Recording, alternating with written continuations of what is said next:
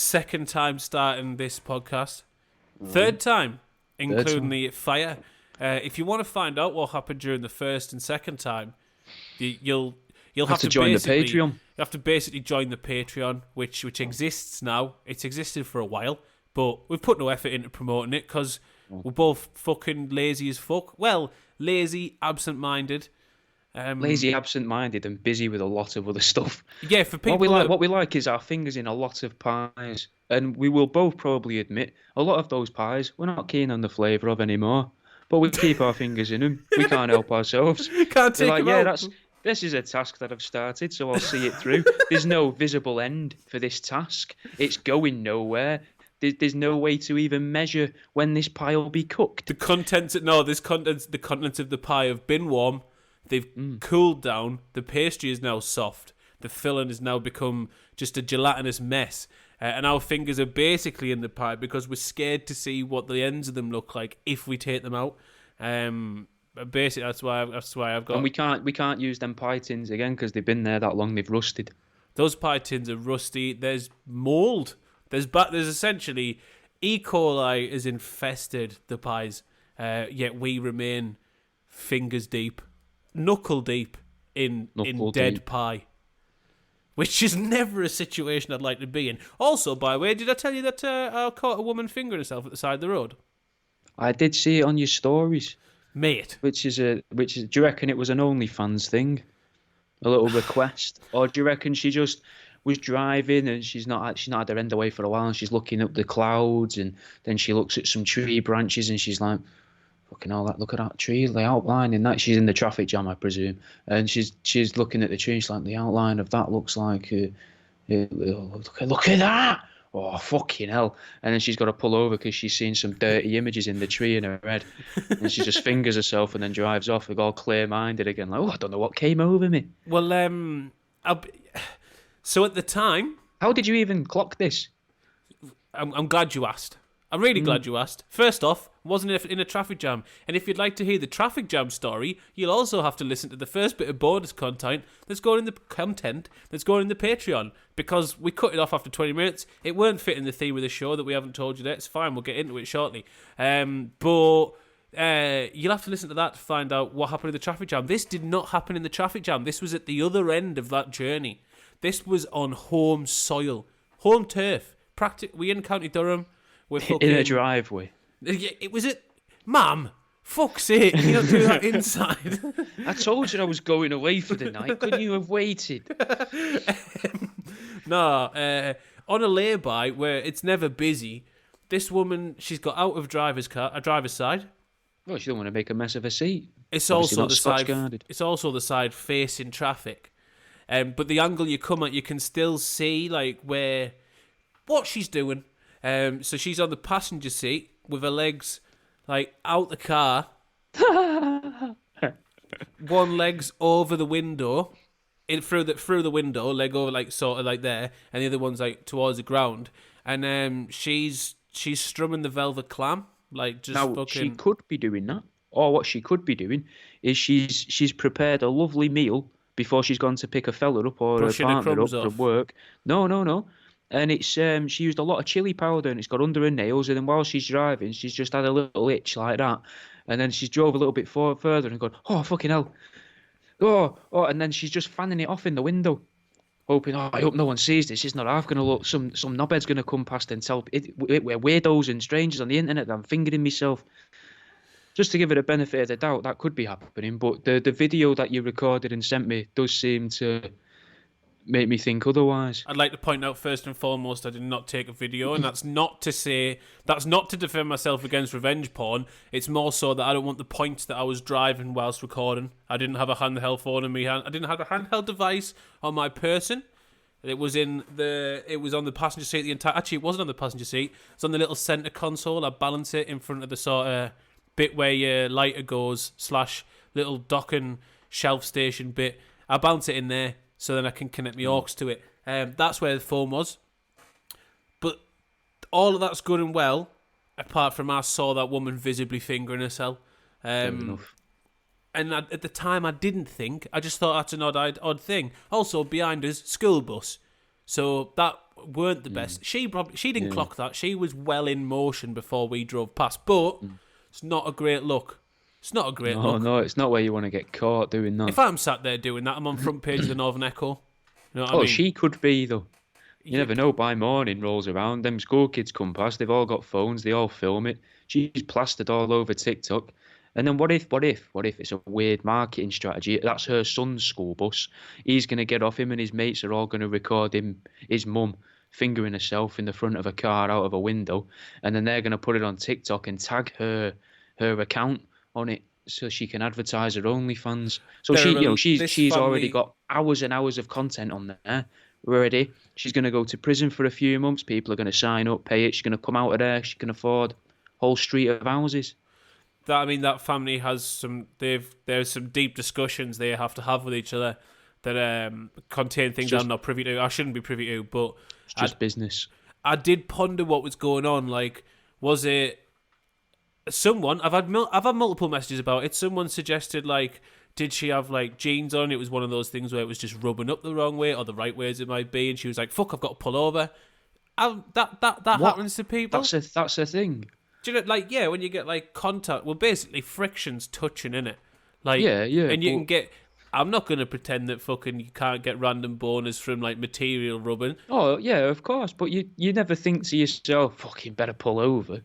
Some people do. That's the bit that I've got the problem with. It's Let's not be the honest, problem right? of randomly being aroused. It's the this woman isn't whatever sort of scale you're comparing things to. She's sort of on the not extreme end, but she's on the riskier end of that scale. So yeah, you're right. You probably haven't had that feeling. That's why you've never been seen wanking in a lay-by in front of a school bus. But this woman clearly does. So let's try and get to the bottom of it. Is it an issue? Is the husband not happy? Is she not allowed to wank in the house? Does she have children? Does she have a dog that gets in the way? Maybe some dogs are needy and like... I've seen multiple clips on the internet, like on like funny parts of Reddit where they're like, "Oh, look at this cam girl's doing this," and then a cat gets in the way. Lol, isn't this funny? That's not funny. That's not funny. Any animal involved in not involved in a sexual act. Well, yes, involved in a sexual act. That's also at least wrong. Even privy to. Yeah. Especially in a public way. If your dog strolls in or your cat strolls in while you're going at yourself or someone else, fair enough. But you don't. No, not fair film enough. yourself and. No, not fair enough. I'm still like that's off-putting as fuck to me. I'd rather it be another person. You're just there going at it, and then all of a sudden you're like, I have to make eye contact with the dog. Just like, is that the thing that not in like a sexual way? Those animals. I have to assert dominance to this creature here. This is your owner. In the room. This is your owner, and I'm its owner. The boss. Nah, like I get along with dogs a lot. Most dogs. And we've said this multiple times, more than most people. And I don't want to corrupt their innocence by making them see that shit. Put it this way, I've found it much easier to shag in a room when another person's been in the room when I have than a pet's been in the room. Or even a stray, although I haven't really shagged in a room where there's been many stray animals, but I'm imagining with a stray animal in the room. You know me, serial shagger in squats. I think I'd find it. I'm always about squatting. It quite distracting to have another person in the room because I have that thing in me where I have to try and be the funnier person in the room. So I'm gonna be. I can't swinging it to the windmill. Be able to concentrate, mate. I won't be able to concentrate on either being funny to the person over there or effectively getting me end away. There's no middle ground either with those two things. Like I don't know what would win in my head either. Yeah, but that is almost why I would go into that situation because that's the only way. That's the only time in that. That's not the only situation we're going to find that out. You're like, which side would win? I don't know. Let's see. Let's just go into it blind and see. And then one person is going to be disappointed. It could be the partner. It could be you. It could be the person who's in the other room who was. You're the person who's in there who's just wanting to watch people have sex, and you're there giving them a full solid 5 minutes of just things you've been thinking about, and you think this is good. This is a good anecdote. This always gets people. Yeah, this is me. I'm just running the new 5 minutes by him, just the new set. Just going, it's a crack. I've been working on it for fucking ages, man. He's like, will you just fucking stick your penis in that or what? Like, no, whoa, don't rush into things. It is in there. It's in there. It's in there. I'm just not. I can't enjoy myself unless you're laughing. Yeah. Punchline first, then we'll get down to fun. All right. This episode is the dick pills. There you go. There's a segue. This episode's about drugs. Well, I imagine a lot of these situations like that have occurred when people have been on drugs. Oh, 100. Well, everyone in the room's on Mandy, and you're like, oh, the only do you time want to watch my floppy willy fucking upset her? Do you know what? If someone asked us that in the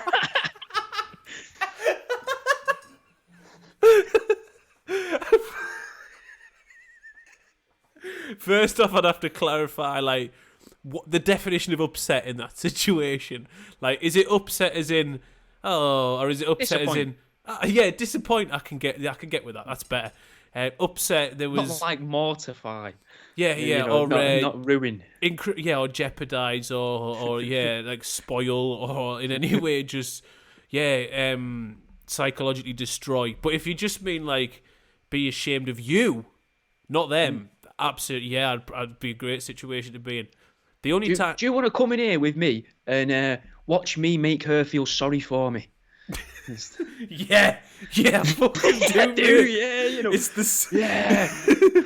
the same reason I watch. Love that me. It's the same reason I watch most of the shit I watch on the internet is to watch people willingly degrade themselves for the benefit of them, somehow themselves and others. I'm all about it. Yeah, I can imagine. I can also imagine that drugs have got some people, and they've got me through it. They've definitely got me through situations where I've been like, you know what? If I hadn't bashed 2 grams of Mandy in, we wouldn't be in this room together right now. And then the more sober, more conscious me would be like, this isn't a good idea, and this isn't someone that I should be doing this with. But the drugs have obviously provided a much more positive influence in going, nah, fuck it and find out, literally. And tests what happens. What can we do? Oh, 3 bombs was a bomb too far. You got to find boundaries with yourself. I'm not talking about others. I'm talking about yourself. And it's a bit my life over, especially from teens to late 20s. It's essentially been running a long-term experiment. And it's been a thorough scientific experiment on chemicals and their effect on all parts of the human biology, psyche, emotional construct, and everything involved in that, and the definitely no repercussions that could possibly arise from it, / crippling depression. Not yet. Anyway, a few more years, and then we'll really be take hold. Yeah. Then we'll start doing this show and really mean what we say. Oh, yeah. It'll be the same things. Then it becomes a recruitment drive at that point there. You'll grow your hair out as well. Yeah. We'll be selling shaving as often, and we'll both start look selling like those, how we feel. We'll start selling Nikes to everyone, so we're all wearing the same pair of shoes, and we'll be reading from the same book, and at the same time, we'll be truth-seeking brand applesauce. Is that what the market we're going down? Yeah, because we sell the, whatever, the drug of choice at the time for mass suicides. We can't look too deeply into the future for that. Fentanyl's got to be it's a good, and it appears to do a very good job. There appears to be only a small amount required for it to have a very devastating effect. From all of them, which is, do you know what? It wasn't on the list of things to talk about, but it's probably imagine a really good one. As a new little slang name then for fentanyl, you call it Swiss Jeebs. Can I ask why? Well, like Swiss cheese, and you can go to Switzerland to top yourself. And if you can buy enough fentanyl, which probably won't be that much, you could probably kill yourself with it. And Jeebs is already a drug that would knock you out. But this is the Swiss Jeebs, so it definitely knocks you out. It's Chinese jeeps, though, isn't it? To be honest, let's be, and this is actually a great start, because one of the things I wanted to talk about was like the countries and their government's involvement in the drug trade, and whereas countries and administrations like those in America or in the UK, whereas we like to do our drug trading either covertly via guerrilla groups and undercover agents, or via intelligence legal services. corporations like medical cannabis fucking companies that certain politicians and their partners might have millions of fucking pounds in stocks in. We like to do ours in a way that's it's classy, it's good. Now the Chinese and the North Koreans as well, not to the extent of the Chinese, but the North Koreans make a lot of meth. We bring this up a lot, don't we? That little North Koreans making meth. We bring that up in nearly every show, which is nice. It's nice to have a recurring. We should have one of them in. It is, and it's something like they don't get bigged up enough. They don't get bigged up often, like North Korea. They're quite, for a nation that really needs a little bit of support, they don't get any. All they get from the outside world is the world saying how shit North Korea is. And you know what? It is shit. So let's tell them they're good at something to at least try and bring them out of it. And I'm not looking to give support to Kim Jong. I'm not looking to go, you're doing something well. I'm saying the people, look, you're really good at making meth. It's quite clear. It's all over the world. You're proper good at it. Big up yourselves. But the Chinese and fentanyl is on a different scale. And with fentanyl, I'm not saying that drugs like crack or heroin or even meth, they're not without dangers. They're obviously extremely addictive, and the results of that addiction are crippling for the people around them and society as a whole. It brings down society as a whole. However, I can't see a reason for fentanyl to be produced for recreationally, or as a drug that people get into for a buzz at first. Fentanyl just seems to be something that spikes every other drug that people are trying to have fun with. I don't know of anyone who started taking fentanyl and was like, this is a great buzz.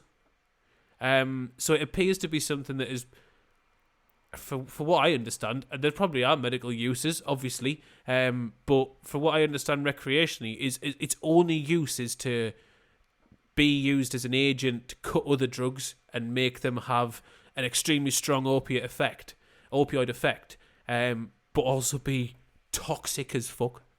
Maybe it's to ruin the drug trades so that people start to... Because imagine if I spoke about this earlier on. You know that thought experiment of the monkeys and the ladder? Go on.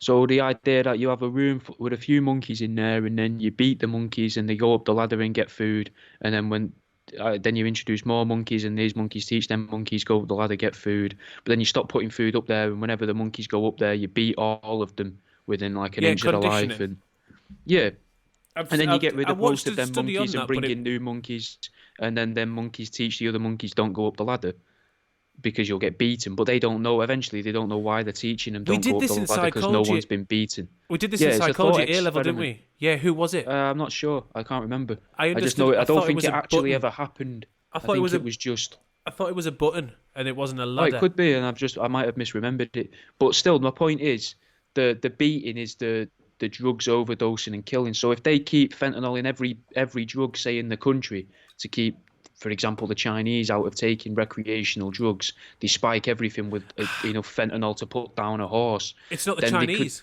It's not. They're not. They're not. They're just making it and exporting. Yeah, this is it. My point is, you put that into it, and then it stops a whole. You could stop a generation, 2 generations, whilst all the older generations are like, nah, fucking.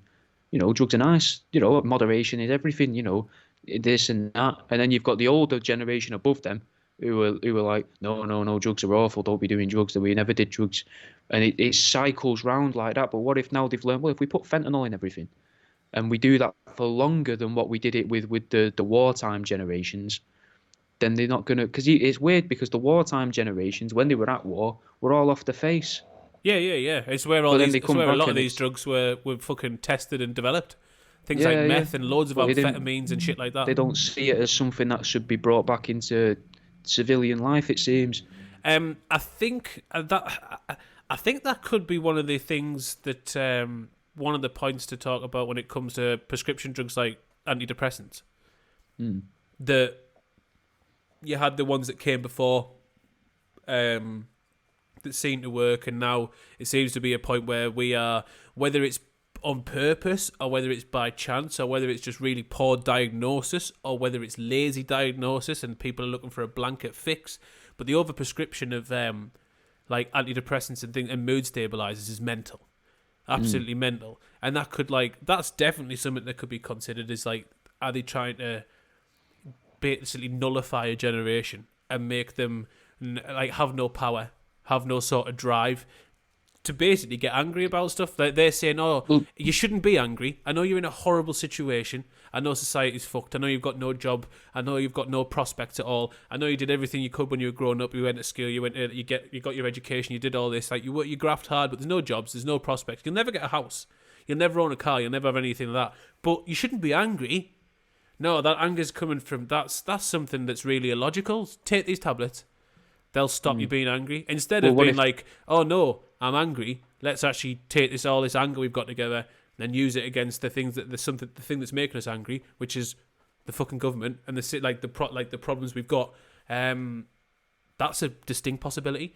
But I'll go back to fentanyl after you're on the brink. You're fighting it. Proper fighting. I try not to interrupt you this time. No, go on. I think one of the reasons that they would do that is because they had to see what the internet would do.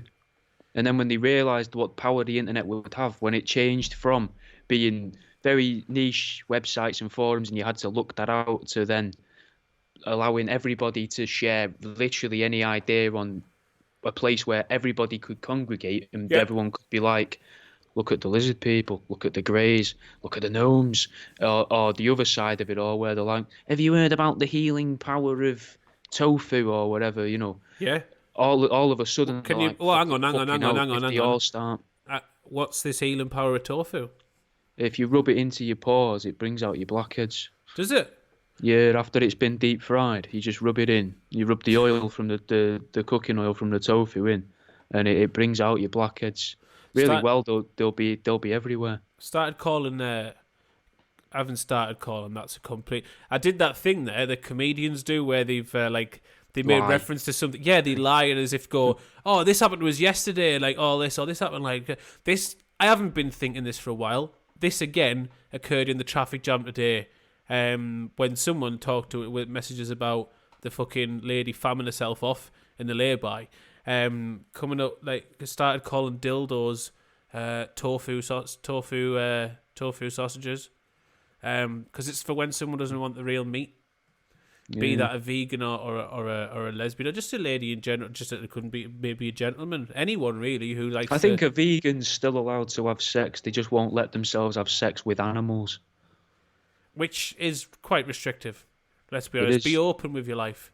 Yeah, imagine if that's all it turned out vegans were. Vegans was just a group of people that really, really badly wanted to fuck animals and were like, can't have anything to do with them. And that's how it started. Like, I can't even eat bacon because it gets me thinking about pigs and ribs and how many nipples they have down the ribs. And you go like that up the nipples of the pig, and then all of a sudden, I'm fucking a pig. And they're looking at us they're looking at us thinking we all think like that too.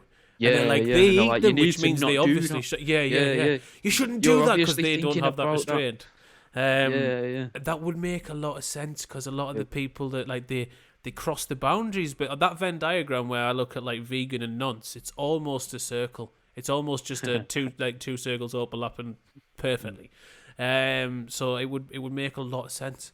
I have no idea where we were going with this bit, but fentanyl. The Chinese don't take it themselves; they just export it. So it seems to be like it's government backed purely for profit. Knowing, like it's murder. It's known murder.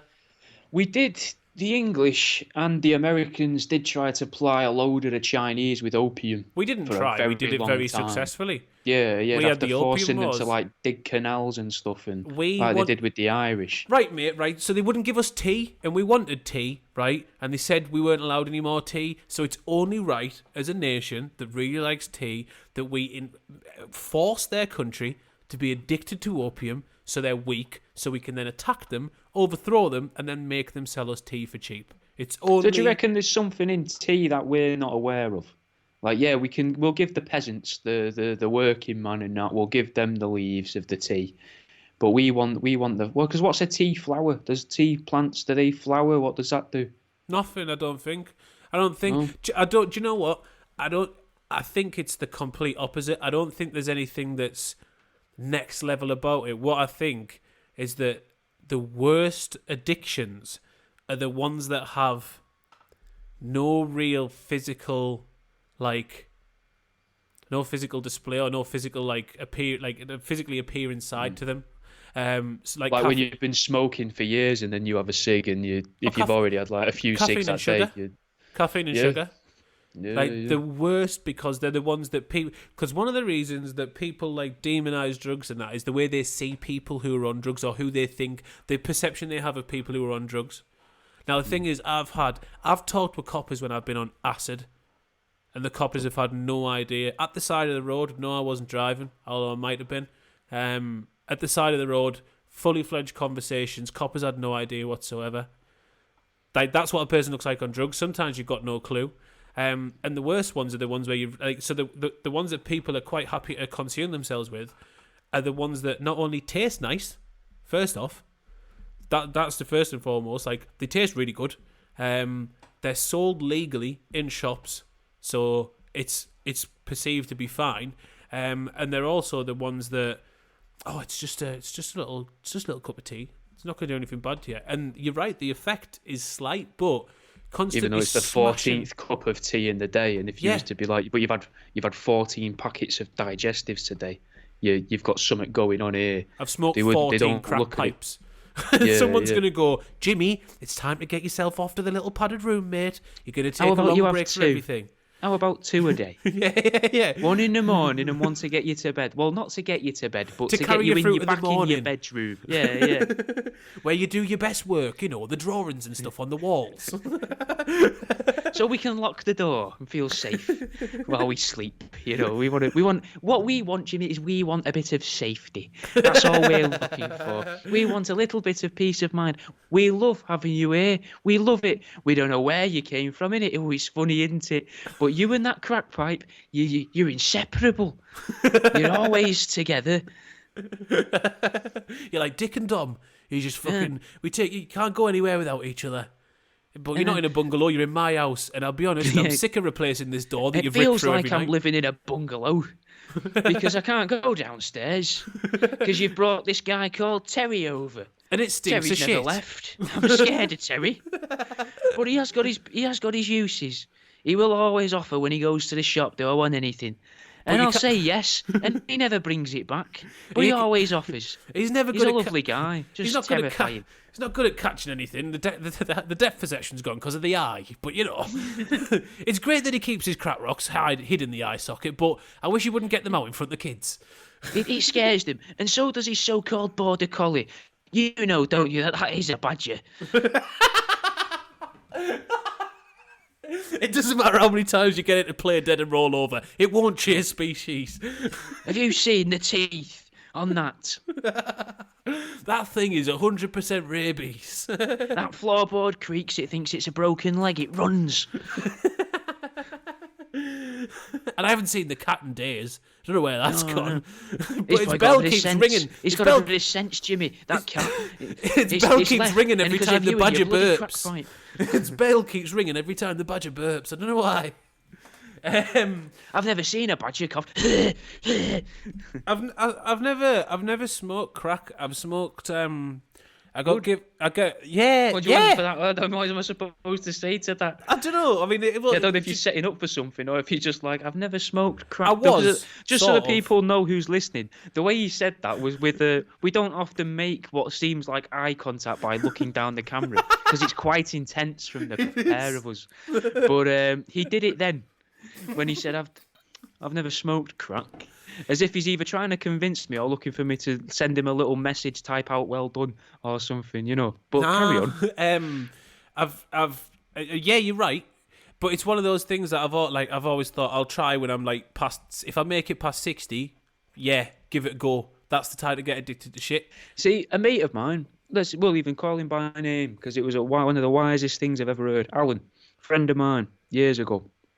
He was quite asking someone what they'd do on the deathbed, and this person said they'd do heroin.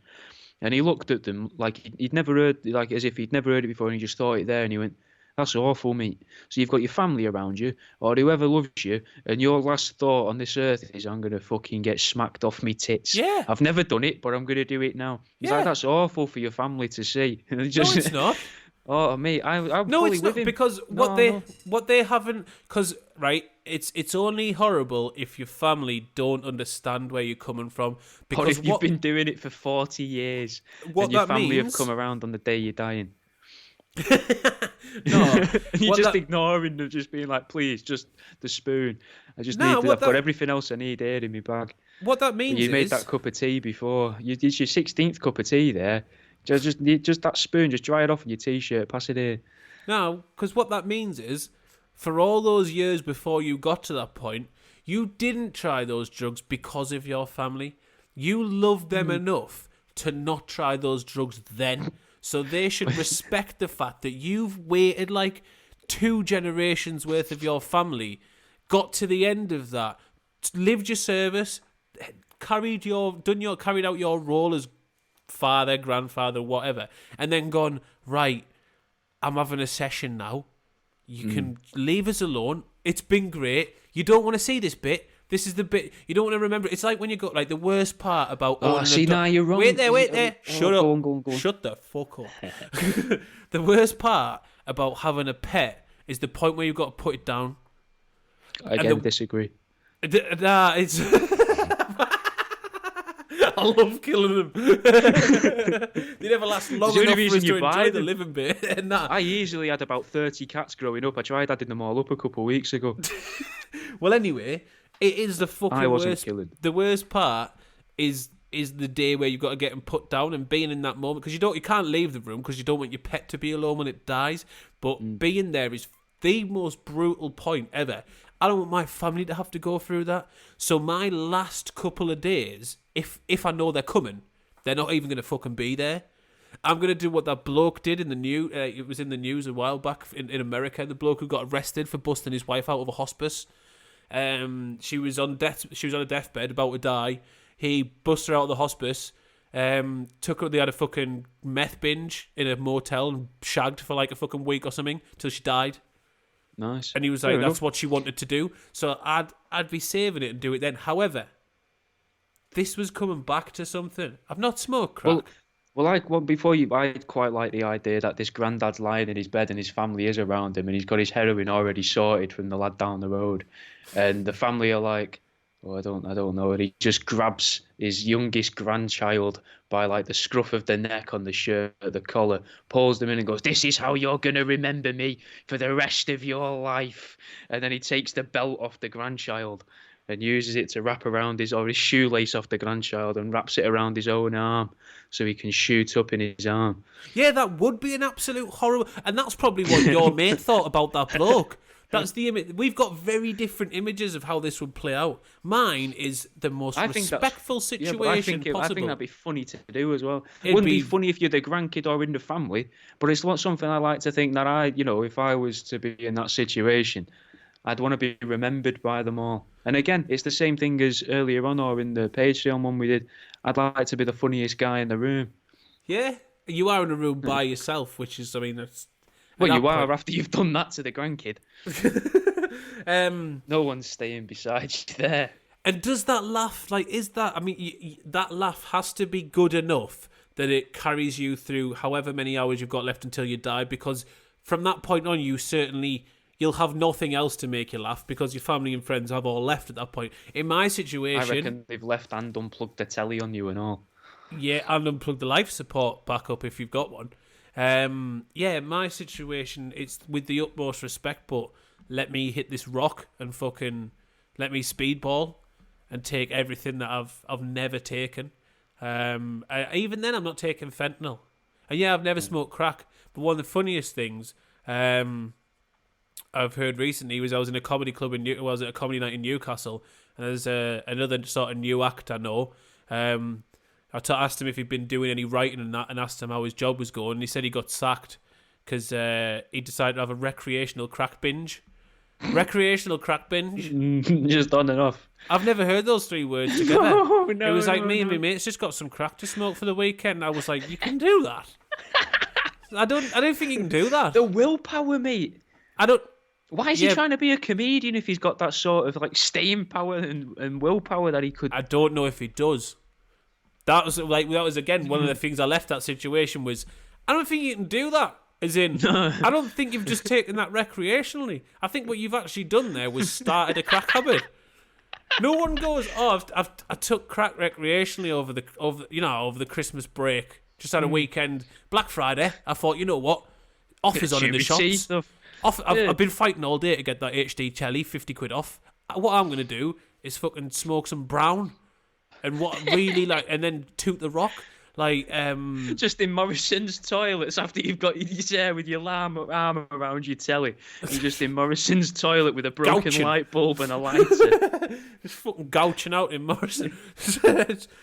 Not dropping the telly. Telly is in your hands. That's yours, and you've got the receipt as well stapled to your forehead. Now, here's one thing, and we have brought this up before. I'm sure I've mentioned it before. I'm sure I was going to use it as a bit at some point. There is something to be said about the centre of gravity and balance that any sort of opioid addict has, or any sort of addict who appears to be that take drugs that cause you to gouge, like spice heads and things like that. They manage to stand in poses that defy gravity, semi-conscious, actually no, bordering on unconscious, for hours, and they do not fall. Almost like there's someone just holding them, usually. Yeah. The way that they are. Like, you see them sometimes bent over from the hip. Yeah. And I can't do that. Every limb is bent. Like I actively, somewhat, do exercise to some degree. I'm not a gym freak. I'm still a fat cunt. But I'm a little bit bendier than some people who don't do any. And I'll tell you what. Most bagheads aren't going gym, right? They might be going breaking and entering. They might be doing a little bit of running from the busies and jumping out walls and that, but they're not doing any they're not doing strength and conditioning. I suppose breaking and entering is strength and conditioning. Cortisol as well will be rushing through you at them points sometimes. So yeah, maybe that's what keeps you nimble and that, you know. Yeah, I don't know how they managed to remain so sturdy and so flexible. Like you got to commend them for that. Now I think we could put that to use in activism, because a lot of a really good way of carrying out like sort of protests and that is a sit in. And what makes like you can't get them out, right? No. Fuck gluing yourself to a fence. Fuck going to fucking Terminal 30, whatever the fuck it was called, Terminal 3 or what it was. I don't know. I think it was Terminal 7 or something. I don't know. Whatever it was at Heathrow that's getting built, and they were like, "You can't put it here. There's wildlife in the grass, and it'll all die, and then the world will burn." Border collie dens. Yeah, there's badgers in the trees. They're fucking. They're swimming. They're swinging badgers. You know, they're native to fucking Worcestershire. Although it's not Worcestershire, it's outside London. But anyway, we stick 30 spice heads in the lobby of any, and this feeds in to some bonus content that's going to be on the Patreon. It fits in with the little idea I like to call the 5-a-day assassin, and his sort of escapades into environmental activism. What we do is we go to petroleum companies and oil companies, and we just stick 50 spice heads in a boardroom, because you're not getting them out. You're not getting them out. You're not getting. Once they're in, the thing is, right? Because they're there for a few hours when they're gouching, right? Because you get them to smoke the pipe before they get in the minibus outside. Yeah, we're all in the minibus outside. We pass around the spice. We've got masks on because that shit's toxic as fuck. I've got a mate that works as a screw in the prison, and he comes home like all the time with secondhand spice inhalation. It's terrible. Like, it's a fucking epidemic on the wings of prisons. So we wearing gas masks, hazmat suits, shit like that. This is film shit. Minibus full of spice heads. We've promised them. Actually, I don't even have to come up with an idea. We've promised them spice. That's all we've done. Them new computer monitors. No, you've sort of beat us to it. CEX. You've beat us to it. Because the first stage is getting them to smoke the pipe, getting them in a boardroom, and then getting them stationary, which doesn't take a lot. You just wait for it to kick in. Stationary, that's it. We've caused a ruckus. Step 2 is when they come around. Now, when a spice head or any sort of addict, and I'm using, and this is not punching down, this is merely a lot of the times a sad state of fact.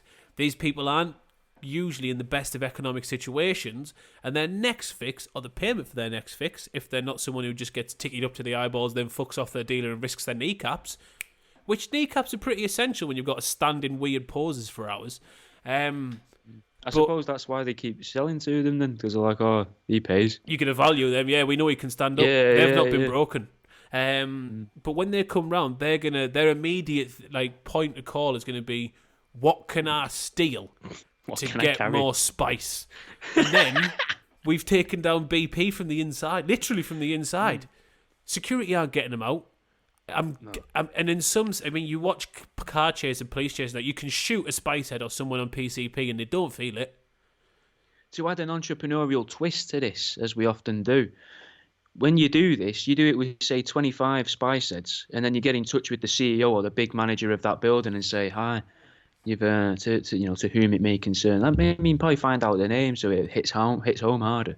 Be like, you're all right, Dave. Fucking, you can see the effect 25 spice heads have had on your business. Guess what 50 will do? Imagine what 50 would do to Shell.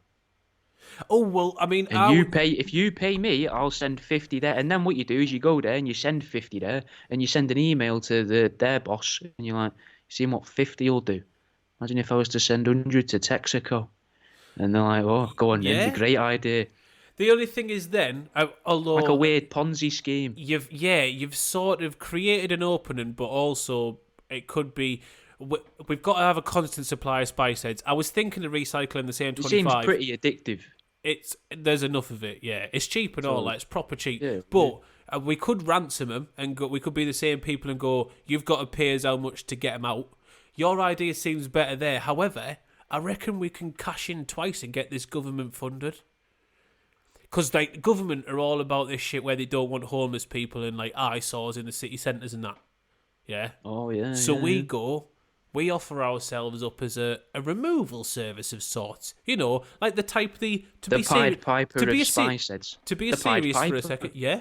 To be serious for a second, just like the government actually do with homeless people in city centres, which is arrest them, and then they'll release them on the edge of cities where they have no access to anything. And whether you like or dislike homeless people, if you dislike them, you're an absolute horrible cunt. But there's no purpose whatsoever to leaving someone that has no home on the edge of a city other than disrupting their ability to survive somewhat on what little a city provides. So if we're going to cash in on that market, we may as well get backed by the government and say, like, here, give some coin, we'll get rid of your spice heads. That's how we'll market it as well.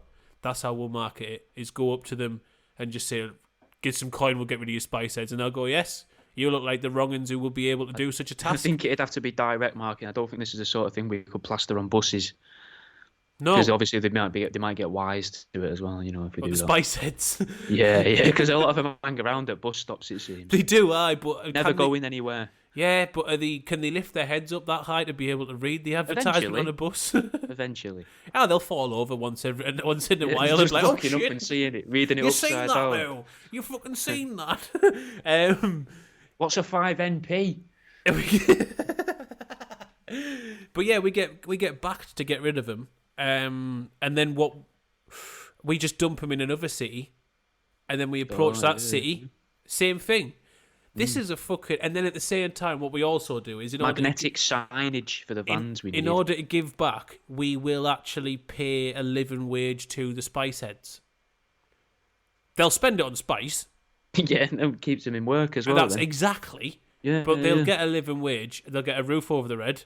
The office of whichever petroleum... the minibus. the minibus. The nighttime drive. The office of whatever fucking place they're in at the time. So they'll have places to go and things to do. And they'll not be bored. And another thing they love doing is just is congregating. What if this is already planned?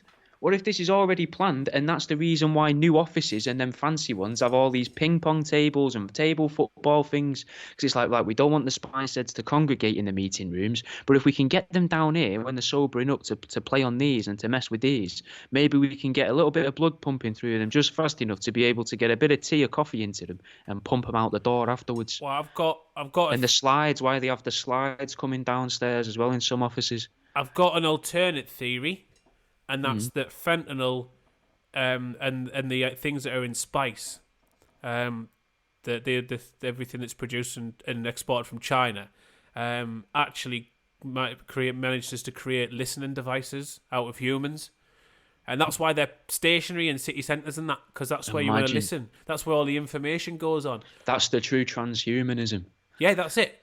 Yeah. That's the... See, do you know earlier I couldn't figure out why there was a benefit to fentanyl? Yeah. See, we've worked that out. Now we've worked it out, and while we're talking about spice as well, I had some suspicions about spice which I'd like to bring up with you. Brilliant, because it's fucking horrible. I've never tried that either. I'd like to. I was wondering, is it? See, I think I may have. If it's supposed to be the legal cannabinoid stuff you can buy, and it always had horrible sounding names, comes in them weird plastic packets. Yeah. Yeah, it's like imagine salvia. if you was to get like a plane, like a woodworking plane, yes, and go down slices of perspex. But that's what it looks like in a bag. That pretty rank. I'm not. Well, it depends when you did it, because spice only sort of came around in the last, I think 10-ish years. I would put it around 2015-ish. Yeah, maybe then. I think around then. I think maybe it was we just bought it from a shop. Yeah. One of those shops that usually sells piercings and earrings and that, and then sells bongs and shit as well. Yeah. That's the. I'll have a go. I had the fucking mental. How'd you end up in that profession? Fuck knows. How'd you go? My role in criminal society. Record. My role in society is to dress like a goth, sell piercings, shit bongs, and legal highs that only do damage to people. Yeah, that make you just feel fucking ill. Well, that was the weird thing with it. It didn't. There was quite a group of us, and the group looked ill. Yet me and a couple mates we felt fine. So I don't know if we just got lucky, and whoever rolled it up with backy just put it in little weird chunks, and the three of us ended up with just the backy bits and got very lucky, because everybody else looked like they could fucking just go to hospital. Really, it's weird, man. The colour just drained out of them, and we're thinking, this isn't good. No one was laughing. No one was having a good time. This is what I mean, man. Like it. So I would even never with suggest crack, to do it. Even with crack and heroin and meth, like I've seen in both real life and in videos and shit, like they're having a good time some of the time. Right? Yeah, sometimes they're not in. Sometimes they believe they are. At exactly. That's what I mean. These didn't seem that. I don't see that with anyone who's taken fentanyl in any way. Like the only thing I see from them is, this is horrible. Something doesn't feel right. I need to get it out. It must be listening devices. And what the Chinese are really, really want out of us most of all is lower income town centre gossip. That's what they really want to know. They don't want. So we're really all picking each other apart as well. They don't. How can we get at them independently? Yeah, they don't want They don't want government information. Well, maybe that's how they're going to use targeted advertising. So they can use the names of the people that you know from your contacts list, and a rumor that they've been spreading about you through information that they've learnt about you from the spice heads. Jesus Christ! Yeah. They're sneaky. They're sneaky Yeah. people, sneaky clever people. These mass fentanyl producers of fentanyl. sellers. Yeah. I Well, wouldn't- my little suspicion about Spice though was I've got it written down here because I've got some notes I can this see you week. glancing off to the side. It looks Yeah, professional. yeah. It does. It's written in big letters as well, and it's I've wrote legal highs. Are they secret testing, societal tests, effect tests?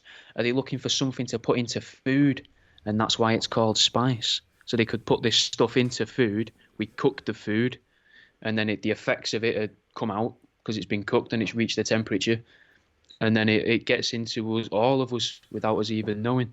I'm not eating anything that remotely smells or tastes like spice because the smell's fucking Yeah, but rotten. they might just be testing certain chemicals, and they don't want everybody getting wise to it, so that only a certain demographic of people in it are going to be drawn to giving that a go and working their way through all the different flavors of spice, if you like.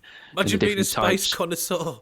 You know, like people are with booze, or even the way arsehole weed smokers like me are, where you're like, oh, this is nice, I'll taste this, the terps in this are different, oh, doesn't this taste like a sweet, and all that shit. Imagine spice, just before they nod out, they've got 30 seconds of like analysis. Oh, I'm really getting I like the oaky undertones. I'm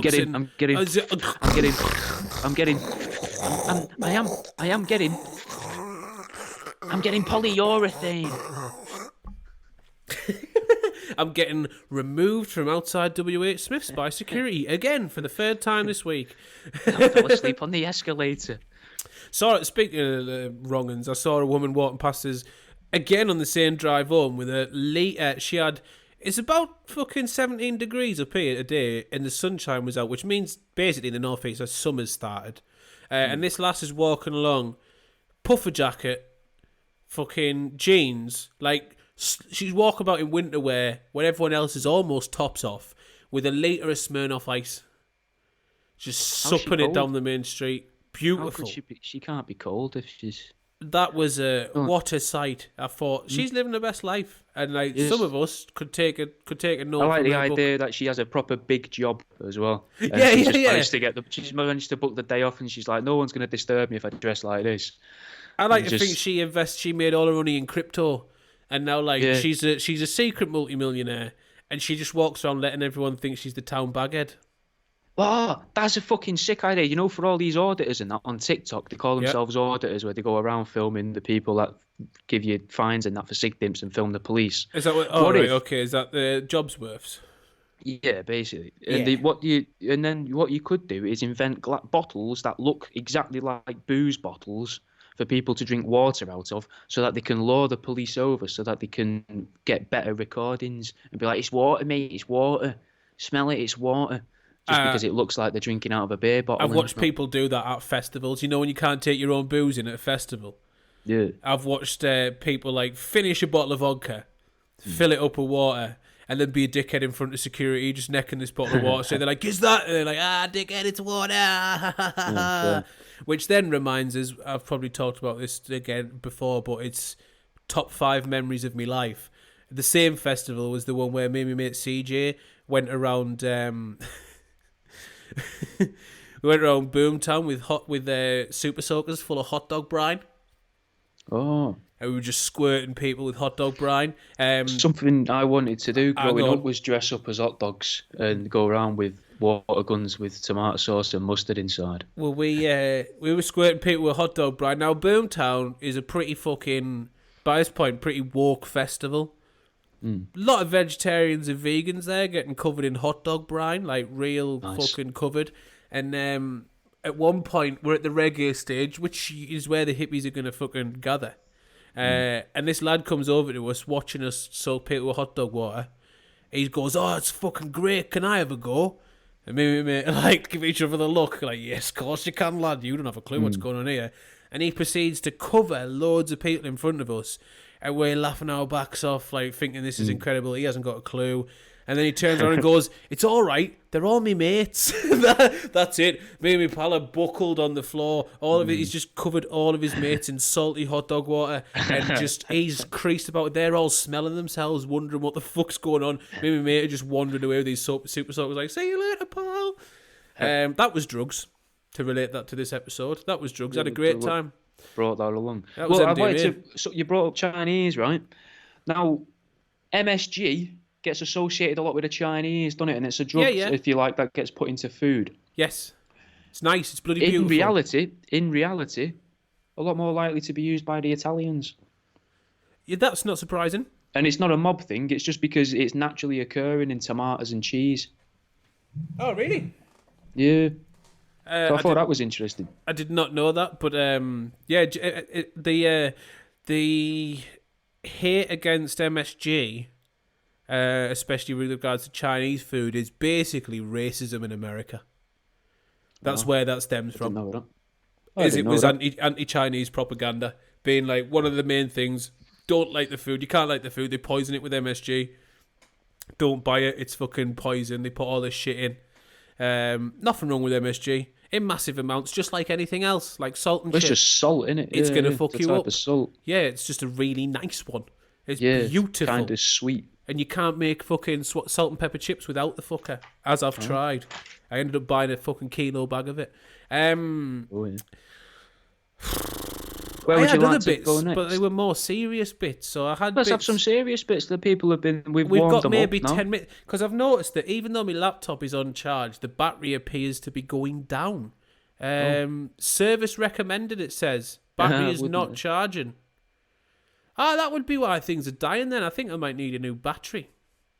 Okay, well, in which case, we've probably still got 10 minutes, that's fine. I was going to talk about the government benefiting from the sale of drugs. We've pretty much covered that already. I was going to talk a little bit about like Contras in Iran through America and stuff, but we don't have to. We said at the start that Americans and the British, we like to do our drug dealing on a government scale at least, covertly or through businesses, so it looks professional. How a white man would do it. Not how we perceive a sneaky Asian person to do it, which is just sell it outright, which is what we should basically do.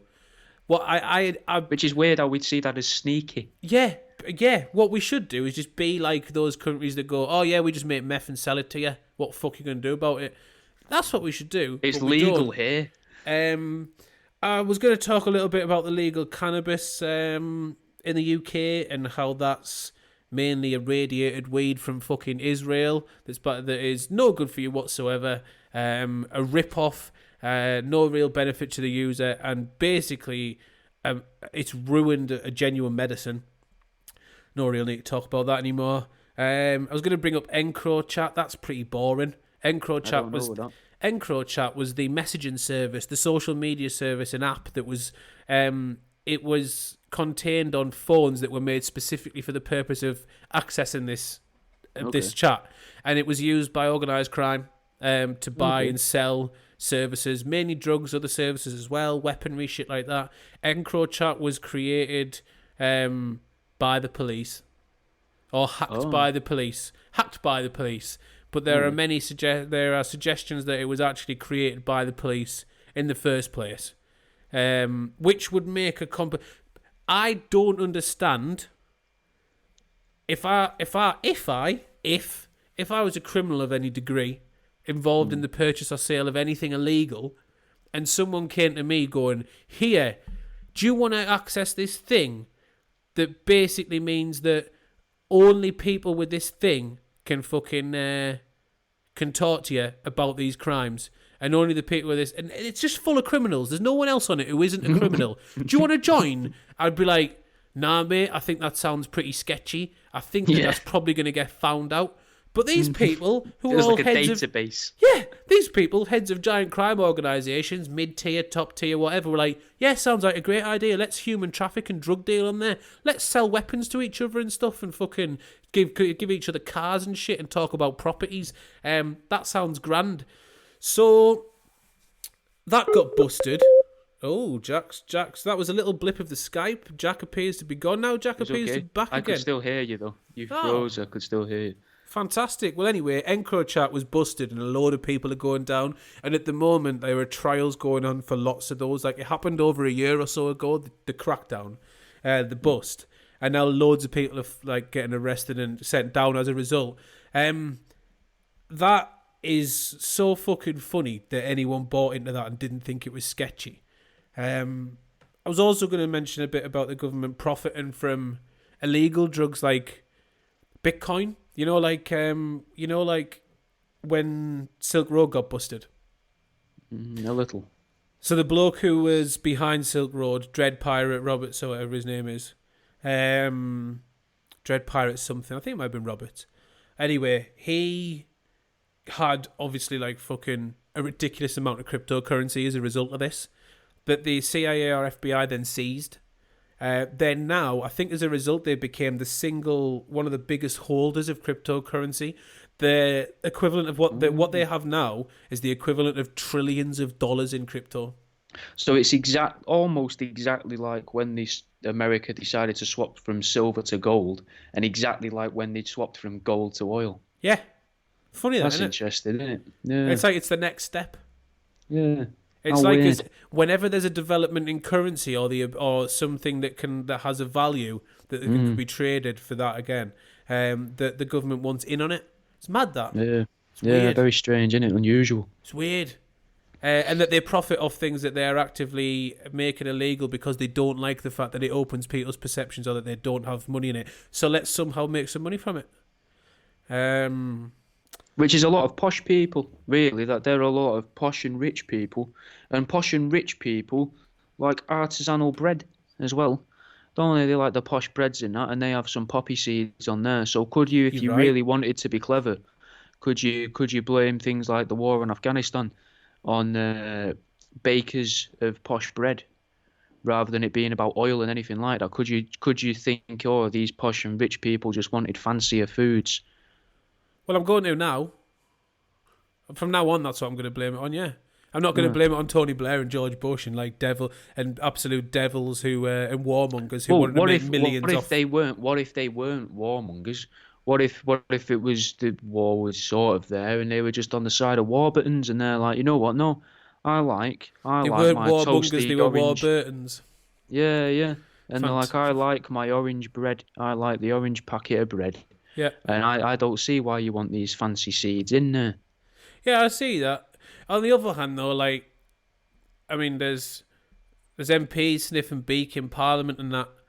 Right? There's loads of shit going on at the moment with catching MPs watching porn in Parliament and finding coke in the toilets in Parliament, and MPs have been doing this and MPs doing that. I will say one thing, right? Now, I don't want to support. I actively detest the Conservative Party and everything it stands for. Its history entirely. However, now I've never usually seen a government that I thought was representative of the people. But now I've found out that people are watching porn in work, sniffing coke at work, getting drunk and that, dodging tax and shit. It's like any job I've ever had. Like, I finally feel that we have a government that's representative of the people. There's nonsense. There's nonsense in real life. There's nonsense in Parliament. There's drug addicts in real life. There's drug addicts in Parliament. You got people skipping work and that, falling asleep at work. I know people who fell asleep at work when I had a job. Well, what if this is why they're putting all this out to try and make people be like, oh, they're just like me. They're just like us. If so, that's the most effective. If so, that's the most effective and real marketing campaign I've ever seen, and I'll buy it. I've bought into it. All the other ones I've seen through, but this one today, when I thought, you know what, fucking hate the Tories, but hey, not in policy in any way, shape, or form, but in existence, side from the noncery and the fucking like hate and like demonize anyone that hasn't got money. I can relate to these people. I've done bumps at work to get myself through shift before. I've fallen asleep at work before. Who hasn't? I've been pissed. I've not turned up, and yeah, I might have dodged a little tax. So these people are my people. I still want them dead, but they're my people. I've probably lost us a lot of friends. No, I wouldn't. I would again like to. Anybody else that I've described in the past as your people, they're probably a bit like, oh, okay, he wants his people dead as well. So does he want us dead? Plus, as well, if you're being like my people, not those people and stuff like that, that's going to raise other.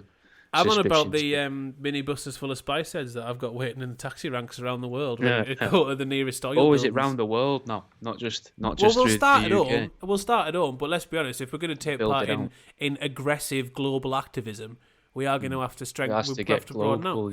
Yeah. Otherwise, it's just domestic terrorism. Yeah, and we can't be having that. On this note, have we got any parting words? Well, I would like to end with a little bit of. I did a little bit of the maths. Okay. I'm all So ears. I think we'll end on that. So it's around a number often associated with weed, 420. Right. And I thought I'd look into that a little bit, like maybe what it's got to do with and where it comes from. And I wanted to bring up the calendar of George Eastman's calendar and the Ethiopians' calendar. And if you use that, they'd actually celebrate 420 on the 26th of April instead, with the international fixed calendar. Mm-hmm. Which means it's 110 days into the year, which gives you the number 11, which is 3.92 months into the year. And if you have the 11, you could be the 1st of October as well, or the 10th of January. So maybe there's a certain special date around there. And then it's also, because it's the 26th of the 4th, that's 4 plus 2 plus nothing equals 6, which could associate it with demons. Yeah, I'd never made that tie. So are we getting stoned to fight demons, or are we... Maybe to power them or to season our emotions so that they get more out of it. Or maybe it's a way to stop the demons and the ethereal entities from eating the energies of people, to try and put them off, like a sort of, like when you spray vinegar on stuff your dog keeps chewing. All right, yeah, if you put lemon juice where you don't want a cat to piss. Yeah, there might be something like that to keep them away. And it's like a smoke, And that might be why a lot of inner screen. cities have drug issues. Yeah. Oh, Because right. the demons used to congregate there and in council estates and stuff, because there was a lot of people. And then someone was like, well, if we introduce drugs here, we can disrupt all of the psychic brainwaves and shit that's going on there. So And the ethereal entities can't eat them. the message to take away from this podcast before we end is save the world, smoke buckets. Yeah, well, And if you join the want Patreon. the demons and the invisible things to leave you alone, it's probably best to do drugs. Yeah, and join our Patreon. Oh yeah, that's exactly the best way. That's the best way Do to. Patreon. There'll be links probably in the description of the things that you're probably listening to us from right now. Join that. There will be tiers. You don't know the tiers. You'll have to listen to the bonus clip that's on the Patreon, the first bit of content where we discuss the tiers, which involves self-immolation. But I'm not going to break into any more. Go to the Patreon.